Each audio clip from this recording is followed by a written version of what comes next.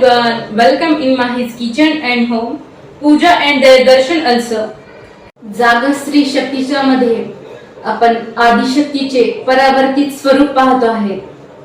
आदिशक्तीचे प्रथम परावर्तित स्वरूप म्हणून देवी शक्ती आहेत. त्यानंतर त्या दक्ष राजपुत्री झाल्या. त्यांचं नाव सती असं ठेवण्यात आलं. त्यांचं परावर्तित स्वरूप देवी पार्वती, उमा, गौरी ह्या आहेत.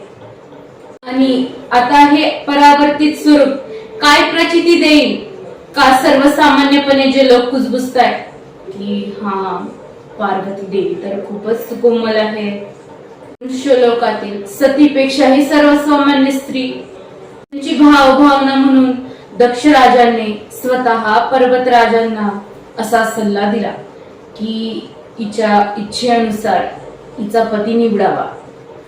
जर यदा कदाचित तुम्ही हिच्या विवाह कार्यामध्ये हिने निवडलेल्या वराची स्वीकृती दर्शवली तेव्हा तुम्ही हिच्यासाठी काय केलं पाहिजे आणि हिने जे कोणी वर निवडला आहे त्यासाठी कसं स्वतःला तयार केलं पाहिजे हे सर्व काही जेव्हा ही उमा, गौरी, पार्वती छोटीशी कन्या होती ना तेव्हा समजून सांगितलं होतं. विलक्षण गोष्ट म्हणजे पार्वतीची तिच्या सती स्वरूपातल्या असलेल्या माता पित्यांची तेव्हा भेट झाली होती. शंकर पार्वती विवाह सुद्धा पार पाडला. आता ही पार्वती सर्वसामान्य स्त्रियांप्रमाणे परत तिच्या गृह कार्याला लागली, राजवैभवात वाढली. म्हणून आता ह्या पार्वतीच्या कैलासावरती दोन सख्या सुद्धा होत्या बर का, जया आणि विजया. सोबत ती त्यांचं मन इतकं रमवायची, दिवस कसा व्यतीत व्हायचा त्यांना कळायचं पण नाही. सर्व नंदीगण शिवभक्त माता माता म्हणून देवी पार्वतीच्या अवतीभोवती वावरायचे. ते तिची सेवा करायचे तर कधी देवी पार्वती कैलासाची माता ती सर्वांना अनुशासित सुद्धा करायची. कधी त्यांचा मातृत्वाने लाड सुद्धा करायची, गोड कौतुक सुद्धा करायची. तर कधी कधी त्यांना अनुशासित करताना त्यांना चांगले संस्कार द्यायची, वळण लावायची. महादेव तर पूर्व स्थितीमध्ये जे त्यांचं ध्यानासाठी स्थान होतं तिथे ते ध्यान करायला जायचे. पण देवी पार्वतीसाठी त्यांनी असं स्थान निवडलं होतं जे कैलासाच्या परमशिखरावर होतं. पूर्ववत घडलेल्या घटनांमुळे त्यांनीही काळजी घ्यायचं ठरवलं होतं. सुरक्षितता म्हणून त्यांनी ते कैलासाचं शिखरावर विराजमान व्हायचं ठरवलं होतं. एक एक दिवस असाच व्यतीत व्हायचा. इथं सुद्धा असुरांची कुदृष्टी होतीच बर का. काही असुर देवी पार्वती जर यदा कदाचित कुठे कैलासावर एकटीच असेल तेव्हा ते असुर दुष्ट नजरेने तिला पाहायचे. काही असुरांनी तर असं म्हणलं होतं की तुझं इतकं अतिविलक्षण सुंदर स्वरूप आहे आणि तू ह्या बैराग्याची पत्नी कशी, त्यापेक्षाही राजवैभवात आम्ही तुला ठेवू. तेव्हा तिच्या मनाला काय वाटत असेल, ती तिचं दुःख संताप व्यथित करून करून किती व्यक्त करणार. सर्वसामान्यपणे तिचा शोक आणि तिचं दुःख, तिचं संताप तिला अनावर होत नव्हता. पण सर्व शिवलोकातले शिवगण, नंदीगण, पार्वती शिवाची सेवा करणारे सर्व कैलासवासी प्रसंगावधान राखायचे. म्हणूनच अशा दुष्कृत्यांना वेळीच अनुशासन करण्यात येत होते. असेच कधी चिंतित होऊन कधी चिंतन करून कैलासावरती सर्व दिवस एक एक करून पुढे चालत होते. तेव्हा पृथ्वी तलावरती एक अरण्य होतं. तिथे एक कर्दम ऋषी त्यांच्या पत्नी देवी अनुभूती सोबत एका आश्रमामध्ये राहत होते. त्या आश्रमामध्ये ते शिवभक्ती करत त्यांचं गृहस्थाश्रम करत होते. देवी अनुभूती सुद्धा पतिव्रता आणि पतिधर्म म्हणून शिवव्रत सुद्धा करायची. ती शिवाचे पूजन अर्चन तप ध्यान सर्व काही करायची. पण एके दिवशी कर्दम ऋषी त्यांच्या शिष्यांसोबत एके ठिकाणी यज्ञ कार्यासाठी गेले. स्थान त्यांच्या आश्रमापासून जवळच होते. यज्ञ कार्याला सुरुवात झाली. एक एक आहुती देण्यात येत होती, मंत्रोच्चारण करण्यात येत होते. पण तेव्हा एकाएकी असे झाले, कर्दम ऋषी ध्यानावस्थेत चालले गेले. त्यांना समाधी लागली होती.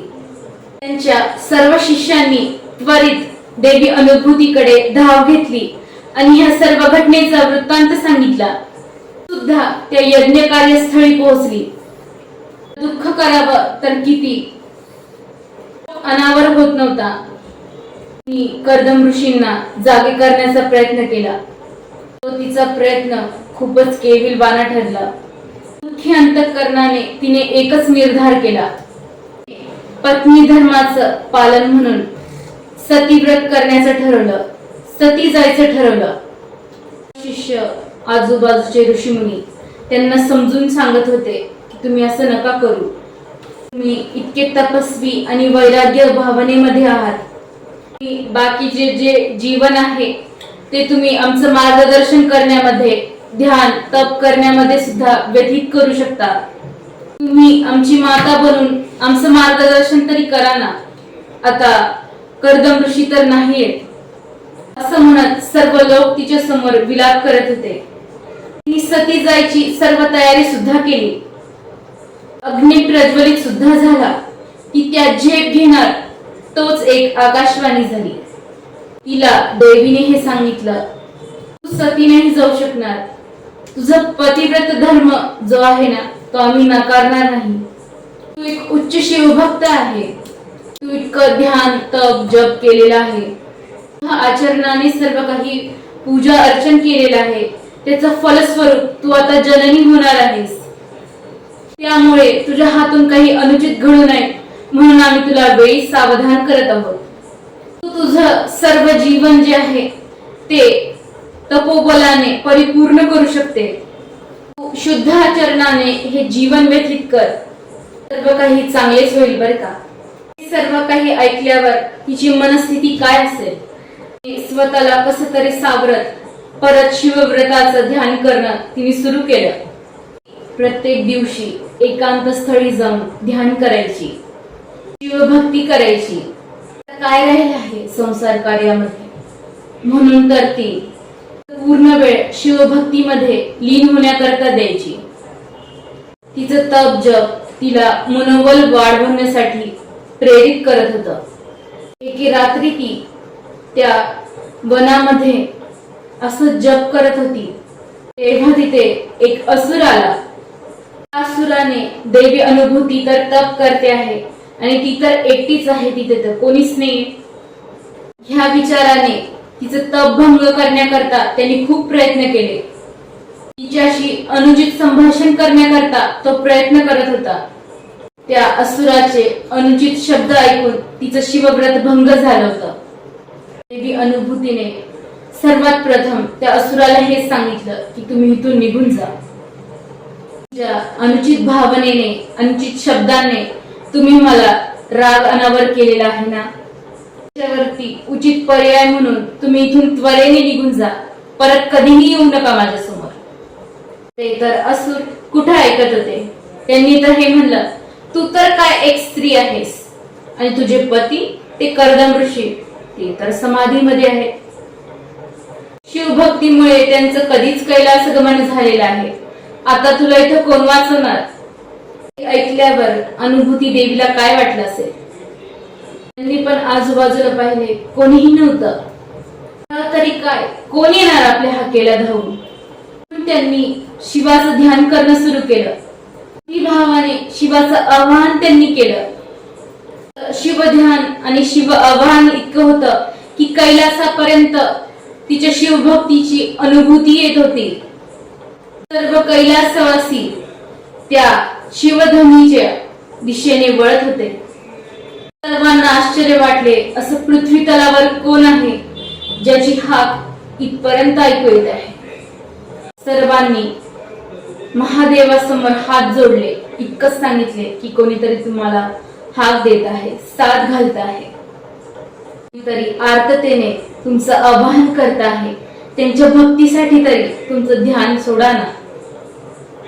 पार्वतीने सुद्धा पतीची मनधरणी आणि कोणीतरी शिवभक्त आहे त्यांच्या अनुभूतीसाठी, एका शिवभक्ताच्या उचित न्यायासाठी हात जोडून महादेवाला हेच विनंती केली की हे नाथ, तुमचं ध्यान भंग करा ना, एकदा तरी डोळे उघडा ना आणि त्वरित त्या शिवभक्ताकडे जा ना.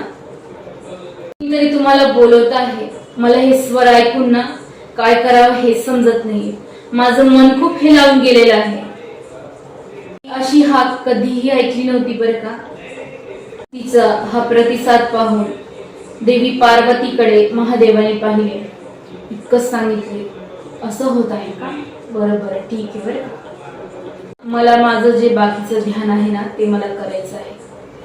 तू असं कर, ब्रह्मदेवाकडे जा. राग करावा पतीवर की त्वरेने ब्रह्मलोक गाठावे हेच कळत नव्हते. त्वरेने कैलासावरून ब्रह्मलोकात सुद्धा पोहोचली. कधी पोहोचली, कशी पोहोचली, एकटीच पोहोचली, तिला कळलं सुद्धा नाही.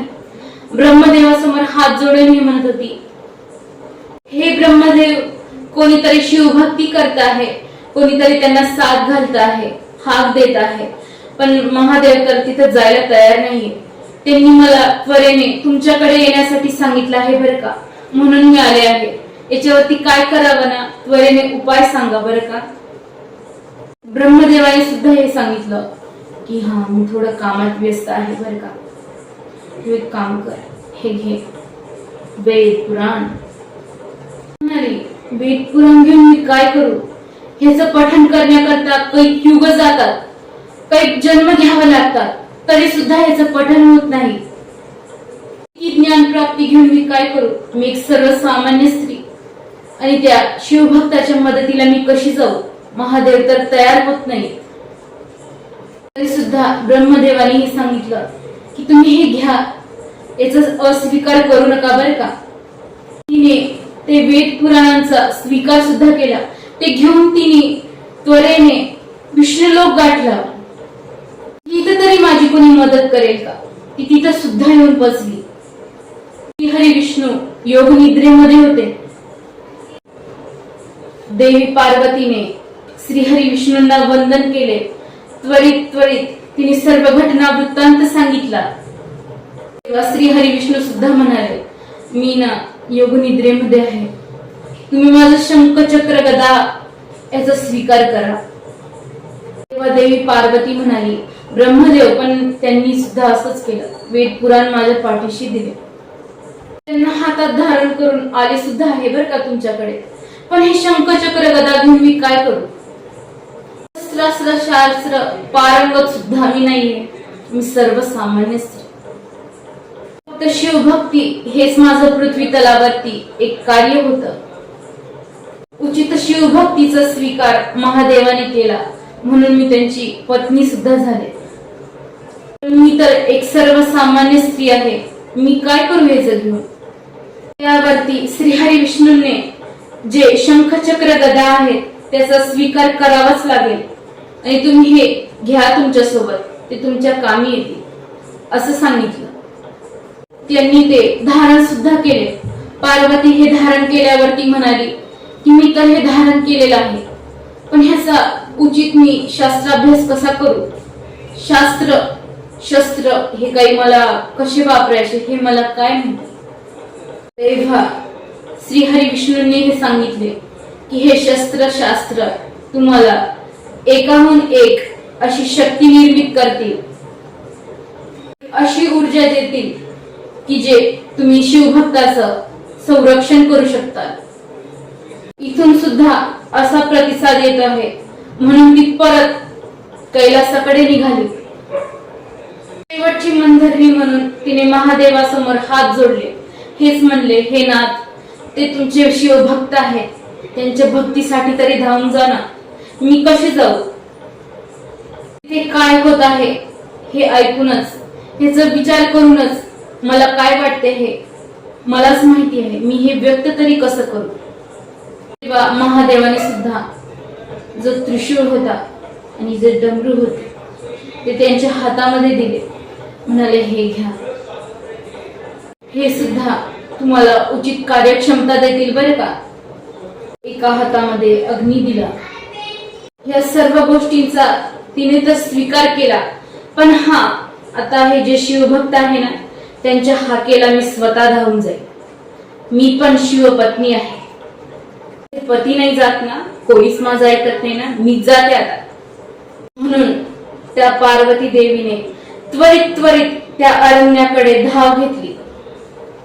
आता आपल्या सर्वसामान्य लोकांना हा प्रश्न पडू शकतो की महादेवाने, श्रीहरी विष्णूने, ब्रह्मदेवाने असं का केलं आणि त्यांचे शस्त्रास्त्र, त्यांचे सर्व कार्यक्षमता, सर्व शक्ती या देवी पार्वतींना का प्रदान केल्या. तर यामागचा हा उद्देश होता की जे सर्व लोक देवी पार्वतीला या दृष्टिकोनातून पाहायचे की फक्त पृथ्वी तलावरून आलेली एक राजकन्या आहे, एक सर्वसामान्य स्त्री, तिची काय कार्यक्षमता. पण एक सर्वसामान्य स्त्री जेव्हा पूर्णत्वास परावर्तित होते ना, तेव्हा ती कोणतं स्वरूप प्रगट करते हे आपण सर्वजण जाणून घेऊ शकतो.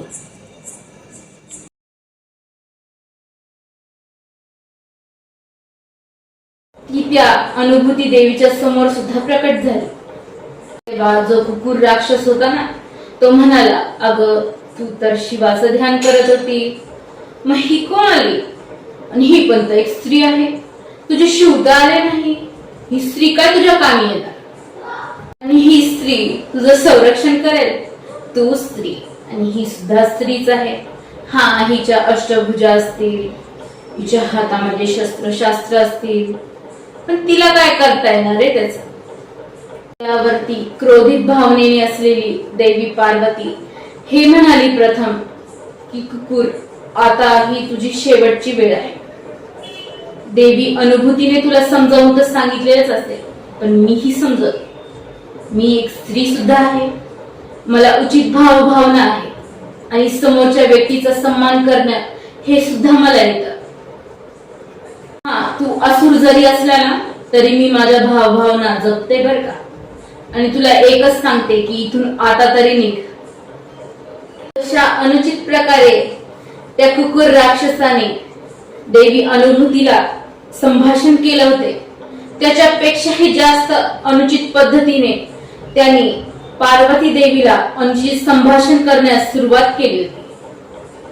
सर्वाचा एकत्रित असा संताप झाला देवी पार्वतीला की तिने एकत्रितरित्या सर्व शस्त्रशास्त्रांनी त्याला असं छिन्न विछिन्न केलं, त्याचा समूळ नाश केला एका क्षणामध्ये.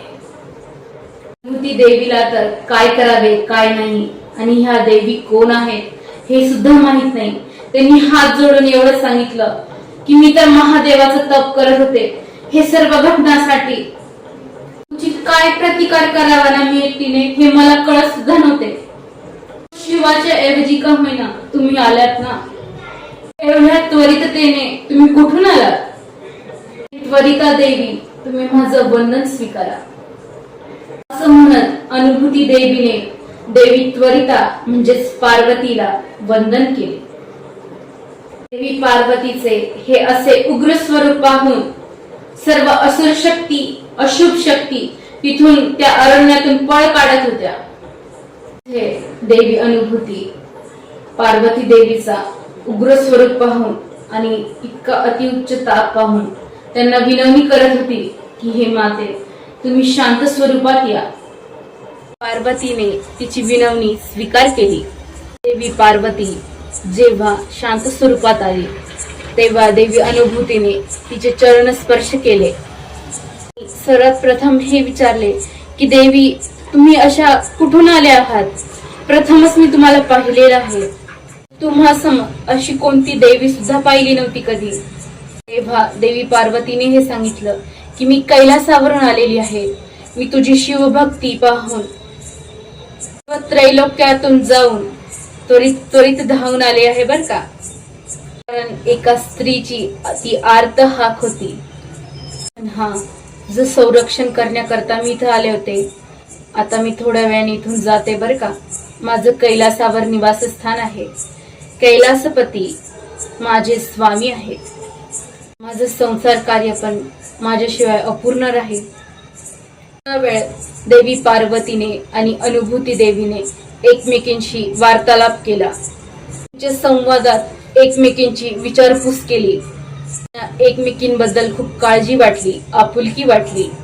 थोड्या वेळाने जसं पार्वती देवी त्या अरण्यातून जाण्यासाठी प्रस्थान करण्यासाठी पाऊल बळवत होती, तेव्हा देवी अनुभूतीने हात जोडून एकच सांगितले, देवी तुम्ही इथून जाताल, तुम्ही मला उचित न्याय दिला, माझं संरक्षण केलं, पण अशा घटना परत होणार नाही याची काय शक्यता वर्तवण्यात येते. माझ्या हाकेला कोण धावून येईल, माझं त्वरित रक्षण करेल. मी इथे अशी एकटी आहे, कोणीही नाही माझं. आता पुढे एका भविष्यवाणीमुळे मला जगावं लागत आहे. मी एकटी कशी जगू, माझं अजून कोणीच नाही या जगात. जी हाक होती ना, त्या हाकेसाठी पार्वतीने तिथं स्वयंभू निवासस्थान करण्याचं ठरवलं.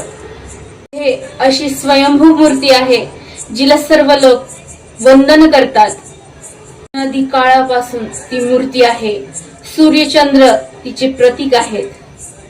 उपस्थित त्या मूर्तीवरचे सूर्यचंद्र हे दर्शवतात की तिचं तेज, तिची प्रचिती, उपस्थिती कधीही क्षय होणार नाही. ती स्वयंभू अशी शक्ती होईल. ती मूर्तमंत स्वरूप होती. पुढे काही काळापर्यंत देवी अनुभूतीने आणि तिच्या मुलाने, पुढच्या सर्व कुळाने त्या देवीची मनोभावे सेवा केली. ही देवी म्हणजे कोण?